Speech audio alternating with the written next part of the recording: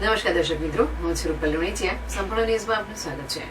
ડીસા શહેરના વ્યસ્ત ફુવારા સર્કલ વિસ્તારમાં સર્વોદય કોઓપરેટિવ બેંક આગળ બપોરના સમયે આકસ્મિક ગોળી છૂટવાની ઘટના બનતા શહેરમાં ચકચાર મચી ગઈ છે.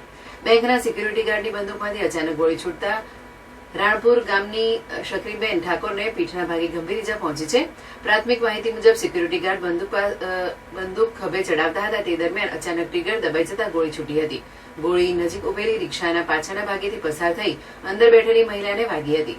ઘટના બનતા જ આસપાસના વિસ્તારમાં અફરાતફરી મચી ગઈ હતી અને મોટી સંખ્યામાં લોકો સ્થળ પર ઉમટી પડ્યા હતા. ઇજાગ્રસ્ત મહિલાને તાત્કાલિક ડીસા સિવિલ હોસ્પિટલમાં ખસેડવામાં આવી હતી, જ્યાં પ્રાથમિક સારવાર આપવામાં આવી હતી. મહિલાની ગંભીર હાલતને ધ્યાનમાં રાખીને વધુ સારવાર માટે પાલનપુર સિવિલ હોસ્પિટલમાં રિફર કરવામાં આવી છે. ઘટનાની જાણ થતાં ડીસા દક્ષિણ પોલીસ ઇન્સ્પેક્ટર કોટડિયા સ્ટાફ સાથે તાત્કાલિક ઘટનાસ્થળે પહોંચી સમગ્ર ઘટનાની તપાસ હાથ ધરી હતી. પોલીસે સિક્યુરિટી ગાર્ડને બંદૂક સાથે કસ્ટડીમાં લઈ પૂછપરછ શરૂ કરી છે. પ્રાથમિક રીતે આ ઘટના આકસ્મિક હોવાનું જણાઈ રહ્યું છે, છતાં બેદરકારીની સંભાવનાને ધ્યાનમાં રાખીને પોલીસે વધુ તપાસ હાથ ધરી છે. આ બનાવ બાદ શહેરમાં જાહેર સ્થળોની સુરક્ષા અને સિક્યુરિટી વ્યવસ્થાને લઈને ચર્ચાઓ તેજ બની છે.